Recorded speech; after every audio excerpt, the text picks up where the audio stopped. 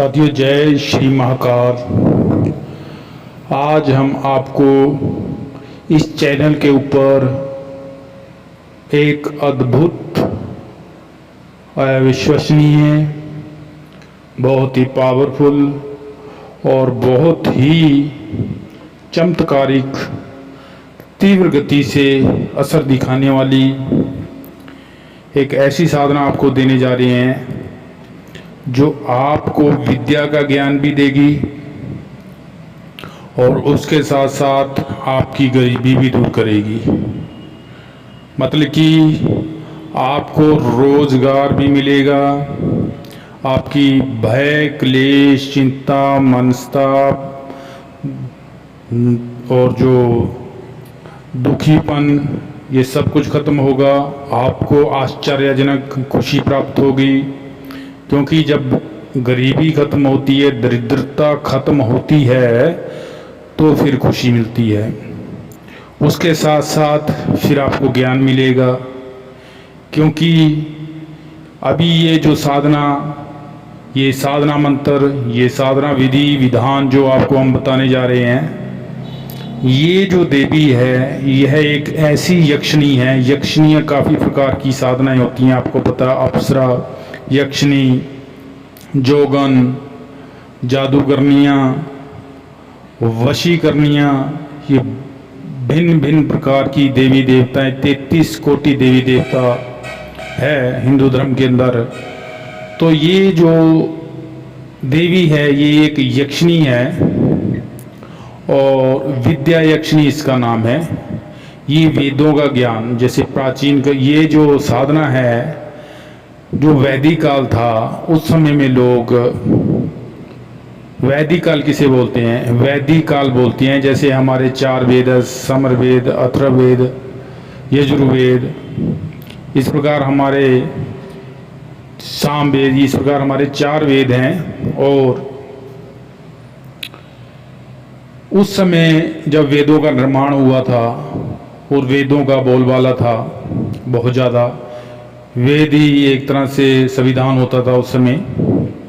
वेदों के अनुसार ही समाज चलता था। सभी राजा महाराजा जितने भी थे वो वेदों के अनुसार ही आचरण किया करते थे, जो हिंदू धर्म के अंतर्गत आते थे। तो उस समय जो लोग हैं, प्रजा जितनी भी थी, राजा महाराजा, प्रजा और ऋषि मुनि, सभी लोग जो हैं किस यक्षिणी की पूजा करते थे, किस यक्षिणी की साधना करते थे विद्या प्राप्ति के लिए? वो थी विद्या यक्षिणी। इसे वेद मात्री यक्षिणी भी कहा जाता है और इस साधना को जो है वेद मात्री साधना भी कहा जाता है। विद्या यक्षिणी जो है यह एक अत्यंत दुर्लभ साधना है। यक्षिणी साधना के अंतर्गत यह साधना विद्या प्राप्ति के लिए काफ़ी महत्वपूर्ण है। इससे साधक को कई गुप्त विद्याओं का ज्ञान जो है वह विद्या यक्षिणी प्रदान कर देती है। इस प्रकार वह साधक जो है ज्ञानवान हो जाता है। उसके पास ऑटोमेटिकली उसको जो है ऐसे लोग उसके जीवन में आते हैं, ऐसे लोग उसको मिलते हैं जो ज्ञानी होते हैं, जो ज्ञान रखते हैं, अथवा उसका संपर्क किसी ऐसे गुरु से हो जाता है जो उसको सपोर्ट करता है, उसकी मदद करता है, उसको ज्ञान देता है, उसे गुरु दीक्षा देता है। और इस प्रकार जो विद्या यक्षिणी है, यह है साधक को, जो इसके इस मंत्र का उच्चारण करता है, मैं मंत्र आगे बताऊंगा, जो इस मंत्र का उच्चारण करता है, विद्या यक्षिणी की साधना करता है, तो विद्या यक्षिणी जो है उस साधक को गुरु से जोड़ देती है। गुरु से जुड़ जाने के बाद जो है उसे ज्ञान प्राप्त होता है। ज्ञान किसी भी प्रकार का हो सकता है, ज्ञान सामाजिक हो सकता है, ज्ञान जो है पॉलिटिकली हो सकता है, ज्ञान जो है वह हिस्ट्री से संबंधित हो सकता है, भौगोलिक हो सकता है, साइंस का ज्ञान हो सकता है, फिजिक्स, केमिस्ट्री, मैथ्स का ज्ञान हो सकता है, ज्ञान वेदों का हो सकता है, ज्ञान जीवन मरण का हो सकता है, आत्मा परमात्मा का ज्ञान किसी भी प्रकार का, इस कुदरत का, कायनात, संपूर्ण ब्रह्मांड का ज्ञान हो सकता है। तो वो जो ज्ञान है विद्या यक्षिणी वह ज्ञान प्रदान करती है। उसकी कृपा से जो है साधक को गुरु प्राप्त होता है और गुरु से फिर ज्ञान प्राप्त होता है। जब ज्ञान प्राप्त हो जाता है तो जो साधक है वह पारंगत हो जाता है हर प्रकार की विद्या में, हर प्रकार के कार्य के लिए कार्य करेगा तो उसे धन प्राप्त होगा। जब उसे धन प्राप्त होगा तो उसकी दरिद्रता दूर होगी, दरिद्रता दूर होगी, भय दूर होगा, भय दूर होगा, सभी प्रकार के क्लेश गुस्सा दूर होगा, खुशी प्राप्त होगी और मन संताप दूर होगा, भाग्योदय होगा। तो ये है ज्ञान की विद्या की महिमा, जिसे हर कोई प्राप्त करना चाहता है, लेकिन साधन उनके पास नहीं है या कोई बताने वाला नहीं है। साधनाएं करनी पड़ती है। देखो लाइफ में रिस्क तो लेना पड़ता है, बिना रिस्क के कोई काम नहीं है। जो लोग रिस्क लेते हैं वो तर भी जाते हैं और कई बार देखो संघर्ष करना पड़ता है, कई बार असफलताएं भी मिलती हैं, लेकिन सफलता उसी को मिलती है जो बार बार गिरने के बावजूद भी लगा रहता है। तो संघर्ष तो करना पड़ता है, ये भी एक संघर्ष है। तो आपको काम करना पड़ेगा, टाइम देना पड़ेगा और इसमें समय की बहुत पाबंदी होती है, नियम के और अनुशासन के अनुसार चलना पड़ता है। जब तक साधना ही करते हैं थोड़ा गुरु का सानिध्य होना भी जरूरी है। तो इस प्रकार जो साधक है वह एक अच्छा जीवन व्यतीत करने के काबिल हो जाता है माता विद्या यक्षिणी जी की साधना करने के बाद। इससे साधक को कई गुप्त विद्याओं का जहाँ ज्ञान प्राप्त होता है वहीं उसकी दरिद्रता दूर होती है, जिससे वह कई विद्याओं में पारंगत हो जाता है। इसके साथ ही उसकी दरिद्रता का नाश भी हो जाता है। आलस्य दूर होकर वह एक अच्छे साधक की श्रेणी में आ जाता है। ये नहीं है कि चलो ये आलस्य आज का काम कल पे टाल दो, कल का परसों पे टाल दो, परसों का फिर कभी, वो फिर कभी आती ही नहीं और उसे सफलता मिलती ही नहीं। सबसे पहले उसका आलस्य दूर होता है तो एक अच्छा साधक बन जाता है। उसके लिए साधना मार्ग सुलभ हो जाता है, उसे साधना मार्ग आसान हो जाता है, उस मार्ग पे चलना आसान हो जाता है। यक्षिणी कई साधनाओं में सहायता प्रदान करने हेतु साधक के समक्ष भी कई बार आ जाती है, लेकिन डर अथवा भय की कोई चिंता नहीं है। इसे किसी भी, ये जो साधना है मैं आपको बताऊंगा इस साधना के बारे। यह साधना जो है इसे किसी भी पूर्णिमा अथवा पंचमी तिथि से शुरू करें। देखिए अगर आप यह साधना करना चाहते हैं तो वीडियो को स्किप करके ना देखें, पता नहीं कौन सी जगह कौन से सेकंड में कौन सी बात बोली जाती है और उसे आप मिस कर देते हो तो साधना जो है उसमें फिर आपको दिक्कत आती है। फिर आप बोलते हो कि साधना ऐसे ही होती है, इसमें सफलता नहीं मिलती है। सफलता मिलती है, पहले वीडियो ढंग से सुनो, देखो और उसके बाद विचार विमर्श करो, सही गलत का निर्णय लो, सोच समझकर साधनाएं करो पूरी तैयारी के साथ और फिर पीछे मत हटो। कोई भी काम करने से पहले 100 बार सोचो और जब काम शुरू कर लिया तो फिर पीछे मुड़ के मत देखो। इसे किसी भी पूर्णिमा या पंचमी तिथि से शुरू कर सकते हैं। इसकी साधना बहुत सरल है, डर भय की ऐसी कोई दिक्कत परेशानी नहीं है, डरना नहीं है और बेखौफ होकर साधना करें, सफलता आपको मिलेगी। तो बताते हैं आपको क्या करना है, कैसे करना है। इसके लिए आपको जो है साधना काल जो इसका रहेगा, इसमें आपको माता जो यक्षिणी है इसके साधना के लिए आपको पूर्ण रूप से सबसे पहली शर्त इसमें यही है कि भी जो आप लोग हैं इस साधना को शुरू तो कर लेते हैं, लेकिन जो इसके विधि विधान है, परहेज है, उसको मानना भी बहुत ज़रूरी है।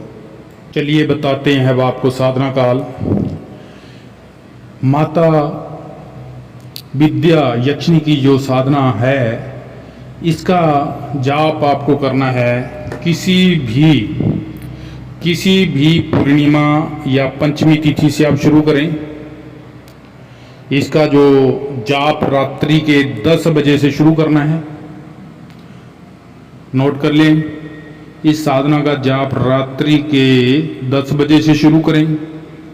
दिन सोमवार से भी आप शुरू कर सकते हैं, या फिर पंचमी तिथि या फिर पूर्णिमा। सोमवार कोई सा भी हो, या पंचमी तिथि हो या पूर्णिमा हो, याद रखें। दिशा आपने जो मुंह करके बैठना है, या तो दिशा में आप उत्तर दिशा ले लीजिए, उत्तर दिशा की तरफ मुंह करके बैठिए, या पूर्व दिशा की तरफ मुख करके बैठिए जब भी आप मंत्र जाप करोगे, जब भी साधना करोगे। भोग के लिए आप लड्डू अपने पास रखें, बूंदी वाले लड्डू अपने पास रखें। वस्त्र आपको इसमें सफ़ेद पहनने हैं। आसन कोई भी सफ़ेद रंग का ले सकते हैं, मतलब कि आपका आसन जो है वह भी सफ़ेद हो और वस्त्र भी आपके सफ़ेद हो। यह जो वेद ज्ञान प्रदान करने वाली साधना है, इसे बहुत ही पवित्रता से आपने करना है। ये तो हो गया आपका साधना का। वस्त्र कौन से पहने हैं, मुख किस तरफ रखना है, कितने बजे शुरू करनी है।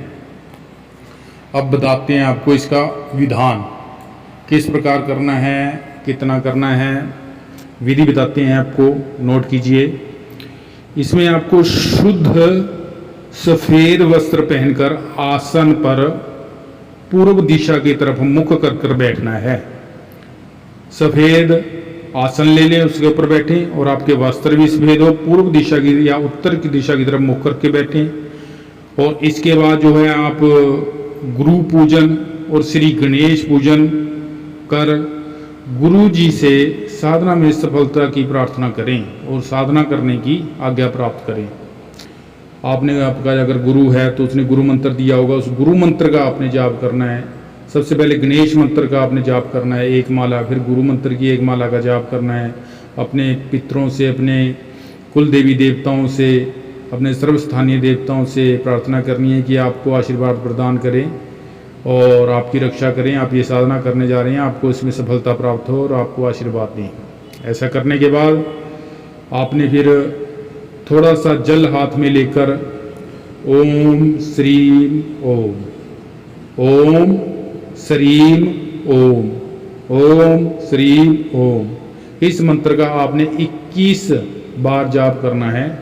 और 3 बार फिर उस जल आपने हाथ में लिया है, थोड़ा सा जल लेना है 2 चम्मच हाथ में, और फिर उसके ऊपर ओम श्रीम ओम मंत्र का 21 बार जाप करके उसे अपने चारों तरफ छिड़क देना है अपनी रक्षा के लिए। मन ही मन प्रार्थना करते रहना है कि हे भोलेनाथ मेरी रक्षा करे, साधना में सफलता मिले, किसी प्रकार की कोई अड़चन ना आए, निर्विघ्न मेरी जो ये साधना है सफल हो। इसके बाद आपको जो है भक्तजनों एक तेल का दिया जला लेना है। तेल का दिया लेना है आपने, उसे जला लेना है। और एक वेदी सी बना ले आटे की, मान लो आटा ले लो, उसमें हल्दी कुमकुम मिलाकर एक छोटी सी वेदी बना लो। फ्रेम जैसे होती है, वेदी की होती है, फ्रेम होती है, जैसे फोटो फ्रेम होती है, आटे की बनानी है, वो आप बना लो। फिर उसमें एक छोटी सी मिट्टी की मूर्ति बनानी है आपने। एक छोटी सी चिकनी मिट्टी ले लो, उसकी एक मूर्ति बनाओ। नहीं, उस मिट्टी में हल्दी कुमकुम और चंदन थोड़ा थोड़ा मिला लो और उसकी फिर एक मूर्ति बनानी है। मूर्ति जो है वह एक औरत की हो, फीमेल की हो, उसी को उस वेदी में स्थापित करना है। जो आपने आटे की वेदी बनाई थी, ये मिट्टी की मूर्ति को उसमें आपने स्थापित कर देना, उसमें अटैच कर देना है, उसके साथ उसमें रख देना है। मतलब कि इस प्रकार जो है आपकी यह एक वेदी पूर्ण हो जाती है। और फिर आपने एक जल का लोटा लेना है, उसके ऊपर नारियल रखना है आपने। और जो आपने वेदी बनाई है उस वेदी में आपने 5 लड्डू रखने हैं, थोड़ा कुमकुम, सफ़ेद रंग के फूल हो, लौंग, इलायची, एक मीठा पान, सुपारी, एक पीपल के पत्ते के ऊपर ये सारा सामान रखना है। जो वेदी बनाई है उसके नीचे आपने पीपल का पत्ता रख देना है और उसके ऊपर आपने 5 लड्डू, कुमकुम, सफ़ेद फूल, लौंग, इलायची, पान, सुपारी आदि ये सारा कुछ उस पीपल के पत्ते के ऊपर रख देना है आपने। और उसी से मूर्ति की पूजा करनी है आपने। जो आपने मूर्ति बनाई है थोड़ा थोड़ा आपने फूल चढ़ाने हैं, थोड़े से लौंग, इलायची, कुमकुम, लड्डू ये चढ़ाकर आपने पूजा करनी है उस मूर्ति की। माता विद्यायक्षिणी का रूप मानकर उस मूर्ति को। फिर तेल का दिया जला दें और अच्छी सुगंध के लिए अगरबत्ती जला दें। फिर पूजा करने के पश्चात आपने जप शुरू करना है। जप शुरू करने से पहले आपने हाथ में थोड़ा जल लेना है और संकल्प करना है कि आज मैं अपना नाम बोलना है, पिता का नाम बोलना है, अपना गोत्र बोलना है, गांव का शहर का पता बोलना है, तारीख बोलनी है कि मैं आज तारीख से माता विद्यायक्षिणी का इस मंत्र आप सुनिए कि मैं आज से विद्यायक्षिणी के इस मंत्र ओम ह्रीं वेद मातृ स्वाहा इस मंत्र की हर रोज़ 21 माला का जाप करूँगा। माता यक्षिणी मुझे अपनी सिद्धि प्रदान करे, माता यक्षिणी मेरे सभी जो उद्देश्य है पूर्ण करे, मुझे शिक्षा प्रदान करे, मुझे ज्ञान प्रदान करे और मेरे सभी प्रकार के जो दरिद्रता है, गरीबी है, दुख हैं, क्लेश हैं, संताप हैं, उनको दूर करके मेरा भाग्य उदय करे। ऐसा बोलते हुए वह जल आपने जो है ज़मीन पर छोड़ देना है। इसके बाद आपने जो है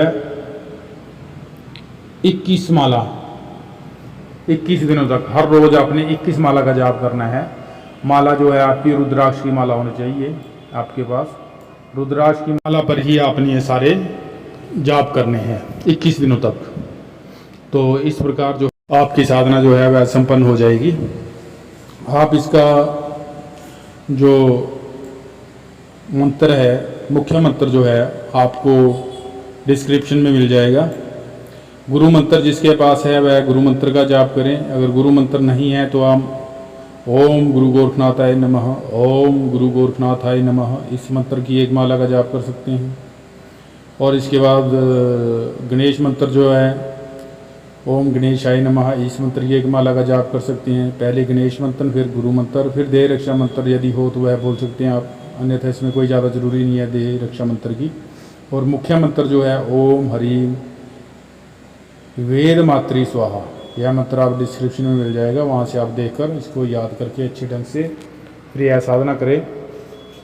पूरी तरह से मेंटली प्रिपेयर होकर इस साधना में बैठना है ताकि आपकी साधना जो है सही ढंग से प्रवान चढ़ सके, क्योंकि साधना में श्रद्धा और विश्वास जरूरी है। अगर जितना गहरा आपका श्रद्धा और विश्वास होगा उतनी ही जल्दी आपको साधना में सफलता प्राप्त होगी। 21 दिनों तक यह साधना करनी है। और जब आपका आखिरी दिन हो साधना का तो आपने 25 मालाओं का हवन करना है।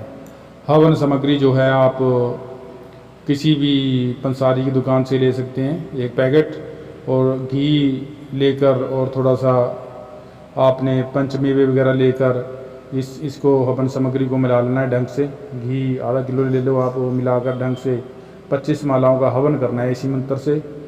उस दिन आपने लास्ट दिन जब आप 21वां दिन होगा उसी दिन रात को हवन कर दें आप, या दूसरे दिन सुबह भी कर सकते हैं हवन 25 मालाओं का। इस प्रकार आपकी जो साधना है यह कंप्लीट होती है। जो आप ये भोग चढ़ाते हो, हर रोज़ पूजा में भोग चढ़ाते हो, इसे आप कहीं भी किसी भी मैदान में, सुनसान जगह में, नदी किनारे कहीं भी रख सकते हैं। इस प्रकार यह साधना आपकी पूरी होती है। और इसके बाद भी एक एक माला का जाप करते रहें। इन्हीं शब्दों के साथ आपका बहुत बहुत धन्यवाद। जय गुरु गोरखनाथ।